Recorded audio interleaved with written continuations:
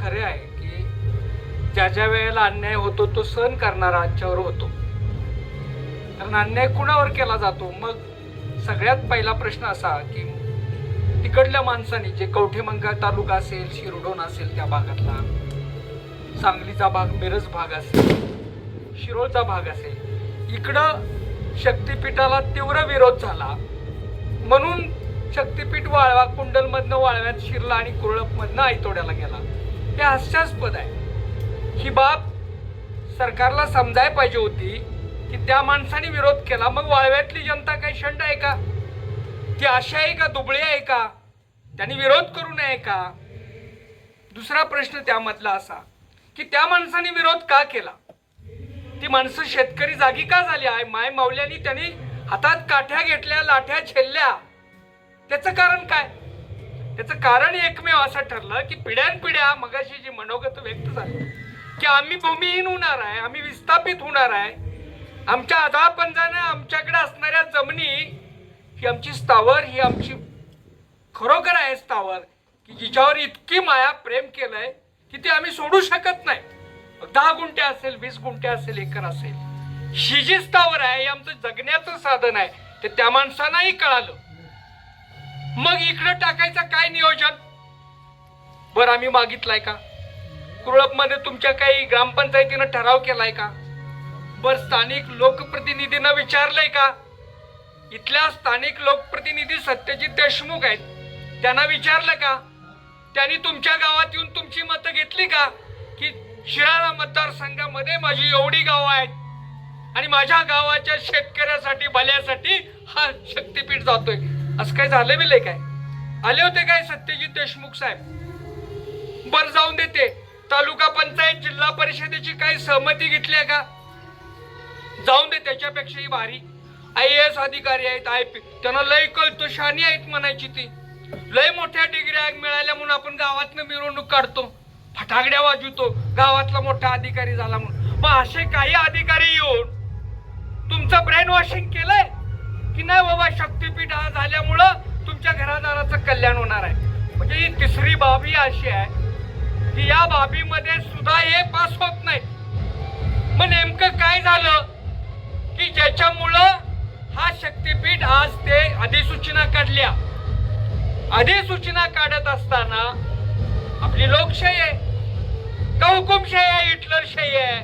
नाही, आपण मतदान देतो, मत देऊन आपण माणसं निवडतो, ती माणसं विधानसभेत जातात, कायदे करतात आणि तो कायदा आपल्यासाठी करतात. मग जर असं असलं तर ज्या वेळेला फडणवीस मुख्यमंत्र्यांनी जाहीर केलं अधिवेशनाच्या पूर्वसंध्येला की मी हा शक्तिपीठ जाहीर केलाय, त्याचा बदल केलाय, कुणाला विचारलं हो तुम्ही? तुम्हाला विचारण्याकरता जी मंडळ ठेवलेलं आहे त्या मंडळाला विचारलं का? नाही विचारलं. याचा अर्थ याच्यामध्ये दुष्ट शक्तींचा हात आहे. हे राज्य वेगळ्या पद्धतीनं त्यांना चालवायचं आहे. माणसांना, शेतकऱ्याला जितकं गुलाम करता येईल तेवढं त्यांना गुलाम करायचं आहे. आणि गुलाम करायचा पहिला मार्ग, शेती आपला हा जो प्रमुख व्यवसाय आहे, जलसिंचन योजना आहे, पाणी पुरवठ्याच्या योजना आहेत, हे सगळं व्यवस्थित चाललंय. कृष्णा आणि वारणा हे आमच्या रक्तवाहिन्या आहेत, जीवनवाहिनी आहे आमची. ज्या कृष्णा आणि वारणेवरती आज तुम्ही मगाशी सांगितलं की 1990च्या दशकापासून अनेकांनी आपल्या 7-12 उतार्यावर कर्ज काढली. कारखाना आणि बँका आणि शेतकरी त्रिपक्षीय करार केले आणि मग आमचे जलसिंचन योजना हिरवगार शिवार दिसायला लागलं आणि त्यातल्या त्यात अनेकांनी विहिरी काढल्या. या विहिरींना सततचं पाणी असल्यामुळं, पाण्याचा प्रभाग असल्यामुळं आपली पिकं हिरवगार झाली. परिणाम काय झाला? आपल्या लोकांना आपल्या इथं पर्यायी जोडधंदा म्हणून जनावर 4-4 आपली आली, जनावरांची संख्या वाढली, गोठे वाढले आणि पर्यायाने पोरांच्या हाताला काम मिळालं. आणि मग एका बाजूला तुम्ही नोकरी देत नाही, रोजगार निर्मिती नाही, रोज घोटाळ्यांची मालिका चालू आहे, रोज धर्माधर्मांचं पेपरला येतंय. आज एक कुठला तरी भोंदू बाबा पकडला, त्या भोंदू बाबाच्या घरला मंत्री पण पुढारी गेले, उद्या कुठेतरी वेगळ्या ठिकाणी स्त्रियांना सुरक्षा देण्यात कमी पडले, रोज आपल्याला मालिका बघायच्या. मग तुम्ही हे सगळं जर विसरायसाठी म्हणून जर आमच्या उरावर जर हा शक्तिपीठ लावला असला तर त्याचा नेमका फायदा कुणाला? मी नेहमी म्हणतो की हा शेतकऱ्यांचा भूभाग असलेल्या ह्याच्यातनं सुपीक पट्ट्यातनं जातोय का?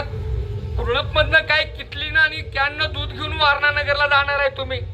अहो, हा शक्तिपीठ इतका भयानक आहे की जवळजवळ 150 मीटर म्हणजे 560 फूट रुंदीचा रस्ता, उंची 40 ते 50 फूट उंची भरावानं करणार आणि हा आपल्या रानातून जाणार, शेतातून जाणार, म्हणजे जवळजवळ अलमट्टीची कृत्रिम भिंत आहे. मगाशी सतीश भाऊने जे सांगितलं की या रस्त्यामध्ये खाली जेवढं काढलं जातं कठीण होईपर्यंत तेवढीच वर त्याच्यात 3-4 पट उंच भिंत जाते. मग अशी भिंत गेल्यामुळं काय होईल हो? 4 पट जमिनीचं प्रमाण वाढलं. म्हणजे मगाशी आम्ही बसलो होतो काल 2 दिवस, अनिल पाटील सरांनी आकडेवारी काढली सगळी आणि त्या आकडेवारीमध्ये एकूण आकडेवारी वाळवे तालुक्याचं जे क्षेत्र आहे भिजणारं सगळं 57,000 मध्ये येतं एकरमध्ये आणि त्यामध्ये जवळजवळ अशी मगाशी आपली चर्चा झाली त्याप्रमाणे बाद होणारी जमीन 20,000 एकरापर्यंत आहे. मग तुम्ही काय मिळवलं? आमची कारखानदारी बंद पाडायची ठरवलंय का? आता आपला कारखाना जवळजवळ जानेवारी फेब्रुवारी मध्ये बंद होतो, बरोबर? मग 20% ऊसाचं प्रमाण कमी झालं, तो डिसेंबर मध्येच बंद होईल. म्हणजे याचा अर्थ आमच्या सगळ्या ज्या आर्थिक नाड्या आहेत त्या तुम्ही बंद करायला निघालाय. त्याच जीवावरती आज बाजारपेठ चालल्या. बघा, बाजारामध्ये आनंदी वातावरण कधी असते? शेतकऱ्याकडे 4 पैसे आले की व्यापारी खुश असतो, मग तू ऊसाची बिलं सुटल्यात चला. म्हणजे या वेळेला असं वातावरण असतं की शेतकऱ्याच्या हातात 4 पैसे आले तर ती बाजारपेठ चालते. मग त्या बाजारपेठेमध्ये सगळ्या पद्धतीचे उद्योग चालतात. म्हणजे एका अर्थानं तुम्ही पतसंस्था, बँका, बाजारपेठा ह्या उद्ध्वस्त करायला लागलाय. आणि जर ह्या उद्ध्वस्त झाल्या तर आम्ही जगायचं कशावर? आणि सगळ्यात महत्वाचा प्रश्न की तुम्ही या ठिकाणी सगळेजण ज्याची जमीन जात्या तो उद्ध्वस्त होतोय. इतक्या पोटतिडकीनं आपण जमिनीवर प्रेम केलं मुलाबाळासारखं, परंतु त्याच्याही पेक्षा महत्वाचा मुद्दा आहे जमीन ज्याची जात नाही त्याचं भयंकर मोठं वाटोळ होणार आहे. ते अशा अर्थानं होणार आहे की तो कदापि नाही पुढल्या 10, 20, 100 वर्षामध्ये सरळ होऊ शकत नाही. कारण शासनाकडे आता सध्या भीक नको आणि कुत्रावर अशी म्हण झालेली आहे. परवा हायकोर्टाचा निकाल लागला, त्याच्यामध्ये हायकोर्टानं सांगितलं की पगार द्यायला तुम्हाला जर पैसे नसले तर खुर्च्या आणि तुम्ही टेबल विका. ही जर अशी दारिद्र्याची अवस्था असेल तर तुम्ही कुणाला सांगायला लागलाय की आम्ही विकासाला कधीही नाही म्हटलं नाही. या तालुक्यानं, वाळवे तालुक्यानं खूप मोठी राजकीय नेते मंडळी बघितल्यात, राबणारे कार्यकर्ते बघितल्यात. 1952 सालला झिडपीच्या जिल्हा परिषदेच्या माध्यमातून जे ही होती रचना होती त्यावेळेला, ज्यावेळेला पाणी नव्हतं त्यावेळी 52 साली आडाची निर्मिती झाली. 50-100 फूट आड गेलेले आहेत, ते आड आजही सुरक्षित आहेत. पाण्याची व्यवस्था केली. त्यानंतरचा व्यवस्थेचा काळ बघितला एन.डी. पाटील, दाजी, राजाराम बापू पाटील, वसंतदादा या माणसांनी बेरजेचं राजकारण केलं. त्यांच्या मनामध्ये एकमेकामध्ये मनभेद नव्हते, मतभेद होते त्यांचे. आणि म्हणून चांदोली बदल, खुसगाव बदल मोठमोठ्या ठिकाणी सभा झाल्या, गावागावात बैठका झाल्या. हे आजही मला माहित आहे, आमच्या पिढीला माहित आहे. त्या बैठकामधून खुसगाव कसं आपणाला फायद्याचं नाही आणि चांदोली झालं तर आपणाला ते चांगलं फायद्याचं होईल. आणि म्हणून वसंतदादांनी त्यावेळेला निर्णय घेतला. तो निर्णय अतिशय चांगल्या पद्धतीत झाला. पुढे दादाच मंत्रिमंडळात असताना पाटबंधारे मंत्री आणि नंतर मुख्यमंत्री या सगळ्या प्रक्रियेमध्ये कोल्हापूर पद्धतीचे बंधारे झाले.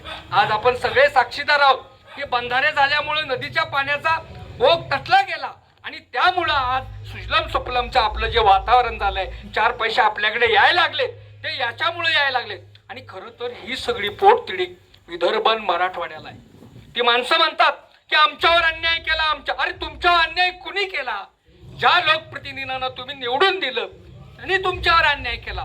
वास्तवता आहे नद्या काही मराठवाड्यामध्ये विदर्भामध्ये नाहीत का? परंतु त्यांच्याकडे असणारी दूरदृष्टी नसल्यामुळं ते भीके कंगाल झालेले आहेत. आणि मराठीत एक म्हण आहे, माझं सगळं पेटलं तर तुझं पण पेटलं पाहिजे. मी तशी झाल्या ना ओळखी उडकी तर माझी पण तुम्ही पण तसंच झाला पाहिजे, अशी तर भावना नाही ना त्यांची. आणि म्हणून आम्हाला ही शंका येते की या शंकेमध्ये हा फार भाग महत्वाचा आहे. यामध्ये आपण जात असताना राज्याची अवस्था जर अशी असली आता तर तुम्ही म्हणणार याचं बजेट किती आहे? यामध्ये सगळे आपण सुशिक्षित आहोत, शिक्षित आहोत. मला सांगा, 1,20,000 कोटी एवढं जे बजेट आहे, एकाने मला सांगावं की यामध्ये हे अंक मांडायचे किती, एकावर शून्य किती? मला परवा हे कोडं सुटलं नाही, म्हणून मी एक वेगळ्या पद्धतीने तिची मांडणी केली आणि विचारलं की हे जर 500चे बंडल ठेवले तर ह्याची उंची किती?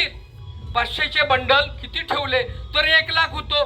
1,00,000 किती वेळा घातलं म्हणजे 1 कोटी होतं. 1 कोटी किती वेळा लढवलं म्हणजे मग 1,00,000 कोटी होतं. भावांनो, मला उत्तर असं आलं, मी जबाबदारीने सांगतो की जर 500च्या लांबी रुंदी डेप्थ आणि त्याची जी जाडी बघितली, ते जर बंडलाव बंडल ठेवलं तर सतीशजी पृथ्वीपासून चंद्रापर्यंत उंची जाईल, 1,20,000 कोटीची. हे सर्व सत्य आहे. आणि हे सत्य जर तुम्ही असं घेतलं असेल की आमच्या डोक्यावर कर्ज लादून त्याला जर भागाकार केला 12-12.5 कोटीचा, तर आमच्या डोक्यावर प्रत्येकाच्या 60,000 रुपये जर कर्ज टाकणार आहे तुम्ही, तर माझ्या घरी 5 माणसं आहेत, 5 माणसाचं कर्ज 3,00,000 झालं. अरे तुम्ही ऋण काढून सण काढायला आम्हाला शिकवायला लागलाय आणि राज्याचा विकास म्हणून शेतकऱ्याचं वाटोळं करायला, हे पाप कुठं फेडणार?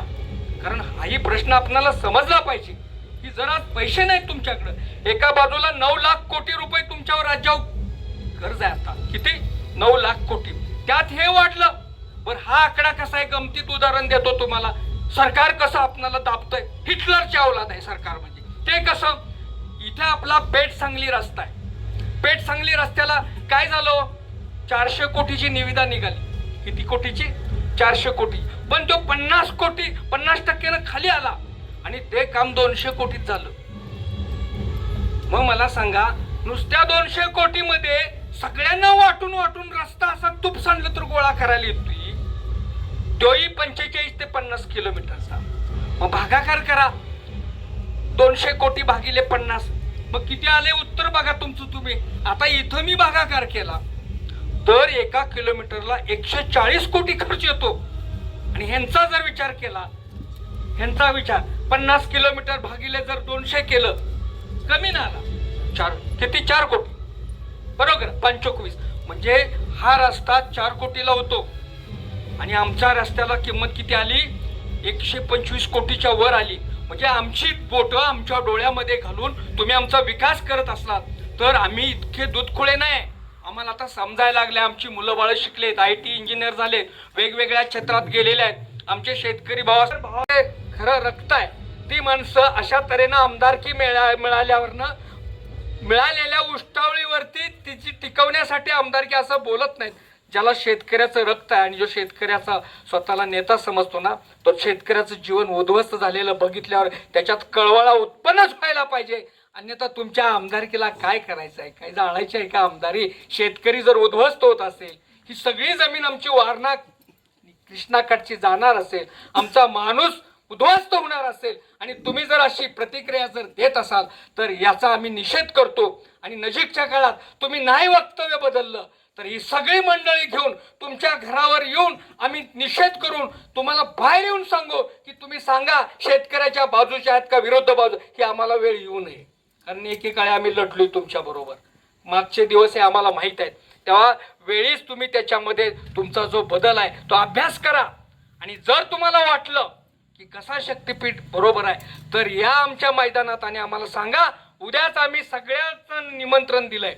मग भाजपच्या असतील, राष्ट्रवादीच्या असतील, शिवसेनेच्या असतील, 2 पक्ष असतील, 4 असतील, 8 असतील, सगळ्यांना आम्ही सन्मानानं निमंत्रण दिले उद्या. की आम्ही ताकाला जाऊन मोगाला पित नाही.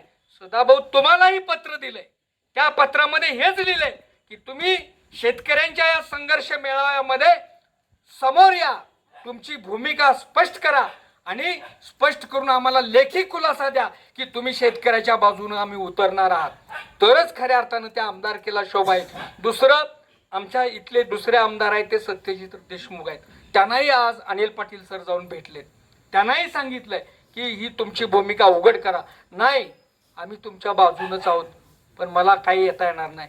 ही असली दडगी उत्तर आम्हाला नको आहेत. याचं तर मैदानात समोर या, आमचा घाम गाळलाय, आमचं आयुष्य गेलंय, आमचा आज आपण जा त्या जमिनीपासून आज आम्ही आमच्या मुलाबाळापर्यंत ते जपलेला तुकडा आहे. आणि जर तुम्ही म्हटला की मला येता येणार नाही, मला काय अडचणी आहेत, अडचणी फक्त आमच्या मायमाऊल्यांनाच असतात. तुम्हाला कशाची अडचण आहे? तुम्हाला अडचण असली तर आम्हाला अडचणीचा विचार करावा लागेल. आपण मित्र आहोत, शेतकऱ्याच्या ह्या लढ्याला यावं. तिसरा आमदार आहेत आमचे जयंत पाटील साहेब, त्यांनाही आम्ही सांगितले तुम्हाला माणसांची गरज असली, माझं वाक्य ऐका, तुम्हाला माणसांची गरज असली आणि शेतकऱ्याचं जर दुःख समजलं असलं तर तुम्ही या मेळाव्याला या. आम्ही असं म्हणणार नाही, पण या मेळाव्यात तुम्ही येणं म्हणजे आमच्या बरोबर शेतकऱ्याच्या राहणारा हा एक शुभ संदेश संकेत येतो. तुम्ही याचं का नाही ठरवा, आम्ही कोण सांगणार तुमचं काय मालक आहे काय, काहीच नाही. आणि म्हणून उद्याच्या मेळाव्यामध्ये आम्ही जरी त्यांना बोलवलं असलं, गौरवून आम्ही सांगितलं की तुमचं शिंदे दाढीवालं उपमुख्यमंत्री लय भारी आहे, पण गडे तुम्ही मुख्यमंत्री भारी असून काय करायचं? इथं आमच्यात बांबू एवढा मोठा इकडे निघालाय, सराकलाय, तेव्हा आम्हाला काढता काढता फुरं वाईट झाल्या. तेव्हा तुम्ही काय करा की उद्या तुमचं काय धरणं आंदोलन कारखान्याचं असायचं ते असो, आमच्या शेतकऱ्याच्या मेळाव्यात तुमची भूमिका स्पष्ट व्हायला पाहिजे, हेही आम्ही त्यांना सांगितलंय. त्यांना पत्रही दिलंय. राहता राहिला बाकीच्या सगळ्यांच्या पदाधिकाऱ्यांच्या आहेत, सभापती आहेत, बाकीचे कोण कोण आहेत, आम्ही त्यांना नजीकच्या काळामध्ये आपल्या आंदोलनाचा टप्पा उद्या ठरवूया. हे असं नाही एवढ्या सरळ होत. तिने नुसतं टेस्टिंग चाललंय. मला एक फोन आला पुण्यावरनं, मी राहुल कुलकर्णींचा जोडीदार बोलतोय, लोकमतचा पत्रकार. कोण बोल नका, आम्हाला काय करायचं, राहुल कुलकर्णी कोण? आता कुलकर्णी म्हणलं आम्हाला जरा भीती वाटते घडी, कारण आताच कुलकर्णी संभाजी महाराजांना पकडून दिलेलं कुलकर्णी एकच होतं. फरक एवढाच आहे, ती 3-4% आहे. तिने तुकाराम महाराजांना सोडलं नाही, वैकुंठाला गेले का हो तुकाराम महाराज वैकुंठाला? माहीत आहे